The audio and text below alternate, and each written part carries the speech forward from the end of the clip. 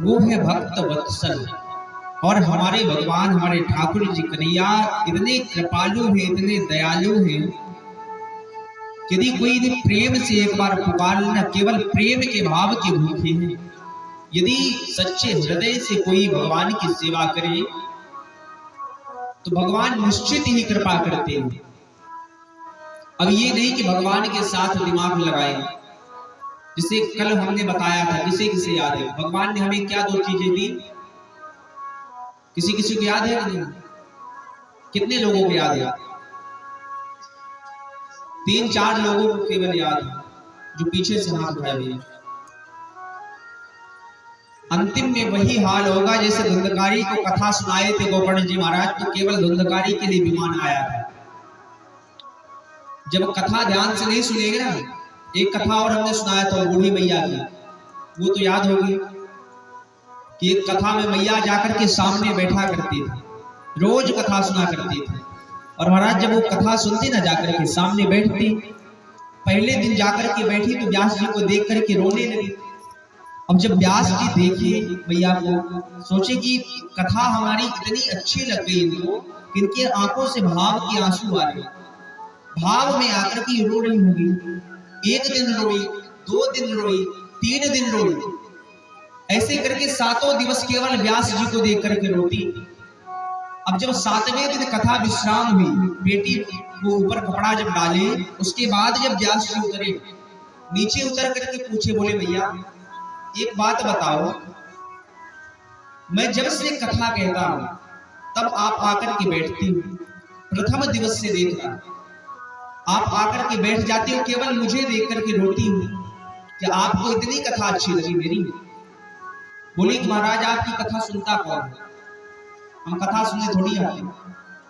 बोले तो जब कथा नहीं सुनती तो फिर रोती क्यों भैया, ये होता? बोले कि रोती इसलिए कि मैं जब जा रही थी यहाँ से, पहले दिन आप गाड़ी से जब उतरे, व्यासपीठ पर बैठे, तो मैं देखी कि व्यास जी की दाढ़ी एकदम मेरे बकरे के जैसी, और मेरा वो बकरा था जिसकी दाढ़ी आपके जैसे थी, एकदम लंबी लंबी पकी पकी सफेद दाढ़ी। अब वो बकरा जब मर गया तो आज आपकी दाढ़ी को देखे तो आज मुझे अपने बकरे की याद आ गई, तो आंखों से आंसू आ गए, इसलिए मैं बैठ गई कि कम से कम 2 घंटे 3 घंटे तो अपने बकरे को याद करूंगी। तो कुछ श्रोता ऐसे आते हैं, जब तक कथाओं को याद नहीं करेंगे ना, जब तक स्मरण में नहीं आएगी कथा, जब तक दिमाग के अंदर नहीं बैठाओगे, हृदय में नहीं उतारोगे, तब तक कल्याण होने वाला नहीं। आपका यहाँ 4 घंटा बैठना व्यर्थ जाएगा। इसलिए जो कथा सुनो तो उसका मनन करो, चिंतन करो, कथा को याद करो, कम से कम एक बातें तो याद हो। अभी जितने कथा सुन रहे हैं ना, 7वें दिवस हम सबसे पूछेंगे एक प्रश्न, अब याद करके रखिएगा कथा। और यदि आज कथा सुन लिए और 7वें दिन की कथा नहीं सुने तो फिर 7 दिवस की कथा व्यर्थ है, क्योंकि अनुक्रमणिका 7वें दिन सुनाई जाती है, और अनुक्रमणिका को जो सुन लेता है उसकी कथा सुनने का फल पूरा मिलता है उसको, और जो अनुक्रमणिका नहीं सुना तो उसकी कथा अधूरी हो जाती है। इसलिए 7वें दिन की कथा तो सब विशेष सुने, जो आज कथा ना सुन पाए वो 7वें दिवस अवश्य सुने। तो इस प्रकार से ध्रुव जी के ऊपर भगवान जब कृपा किए, कृपा करके ध्रुव जी महाराज के ऊपर जब भगवान बोले कि पुत्र आओ तुम मेरी गोद में बैठो, आज ध्रुव जी महाराज का हृदय ना गदगद हो गया। जो अपने पिता की गोद में बैठने के लिए जाते हैं ना ध्रुव जी महाराज, तो उनकी माता खींच करके गोद से उतार दी। वही ध्रुव जी महाराज के ऊपर भगवान जब कृपा किए और कृपा करके ध्रुव जी महाराज के ऊपर, और भगवान अपने गोद में बैठाए, अपने गोद में भगवान बैठाते हैं ध्रुव जी। बोले पुत्र आज तुम मांगो, क्या मांगना चाहते हो? ध्रुव जी महाराज बोले प्रभु मुझे संसार में दोबारा अब वापस मत भेजना, अब मुझे आप अपने सेवा में रख लीजिए, अपने चरणों का दास बनाइए, मुझे अब संसार में नहीं जाना। भगवान बोले अभी तुम जाओ, मैं आशीर्वाद देता हूं, तुम 36,000 वर्षों तक अभी राज करोगे। भगवान इतना आशीर्वाद देकर के चले गए। ध्रुव जी महाराज जब घर को आए तो वही मैया सुरुचि जो पिता की गोद में बैठे थे तो खींच करके नीचे उतार दी थी, वही मैया सुरुचि आज कलश लेकर के खड़ी है। कलश लेकर के खड़ी है। जो मैया जलती थी अपने सौतेले बेटे से, लेकिन जब भगवान कृपा कर दिए तो कहते हैं ना कि जा पर कृपा राम की होई ता पर कृपा करम सब कोई। यदि आपके पास कोई पद मिल जाए, कोई अच्छे पद में चले जाए ना, तो आपके जो रिश्तेदार ना होंगे वो भी रिश्तेदार बन जाएंगे कि मेरी मौसी का लड़का है, मौसी की बेटी है, वो रिश्तेदार बन जाएंगे यदि कोई अच्छे पद पे तो जाइए। और कहते हैं कि बन जाते हैं लाखों रिश्ते, बन जाते हैं लाखों रिश्ते जब पैसा पास होता है, और टूट जाता है गरीबी में वो रिश्ता भी जो सबसे खास होता है।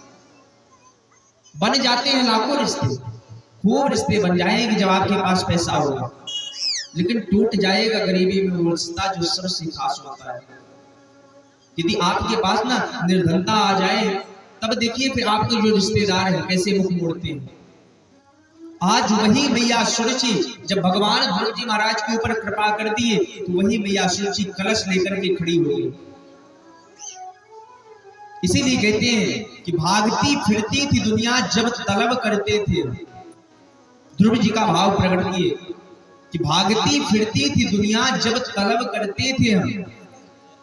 जब तक संपन्नता नहीं थी ना, जब तक ध्रुव जी महाराज अपने पिता के पास गए ना तो कैसे खींच कर फेंकी। तो भागती फिरती थी दुनिया जब तलब करते थे हम, जब हमें नफरत हुई तो बेकरार आने को। जब भगवान कृपा कर दिए तो आज सब इकट्ठा हो गए।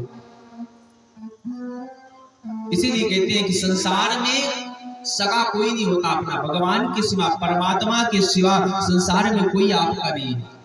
यदि अंत समय में कोई साथ देने वाला है तो केवल और केवल परमात्मा आपका साथ देगा, अंत में कोई आपका साथ देने वाले नहीं है। ध्रुव जी महाराज आए और 36,000 वर्षों तक ध्रुव जी महाराज राज किए। 36,000 वर्षों तक राज करने के बाद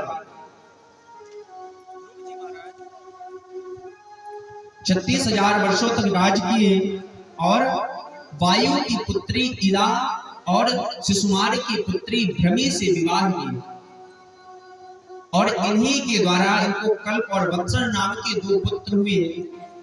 अपने पुत्र को राजगद्दी पर बैठाए और उसके बाद ध्रुव जी महाराज क्या किए कि मृत्यु के सिर पर पैर को रख करके और ध्रुव पद को प्राप्त किए।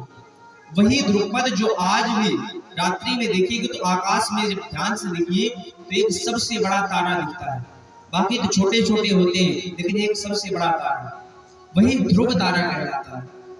और वही ध्रुव जी महाराज हैं जो स्वयं मृत्यु के सिर पर पैर रख करके गए। ऐसे भगवान ध्रुव जी के ऊपर कृपा किए।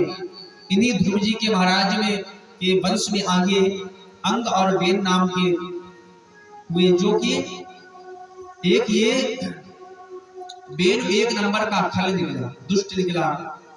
कई संतों आकर के इसके शरीर का मंथन किए।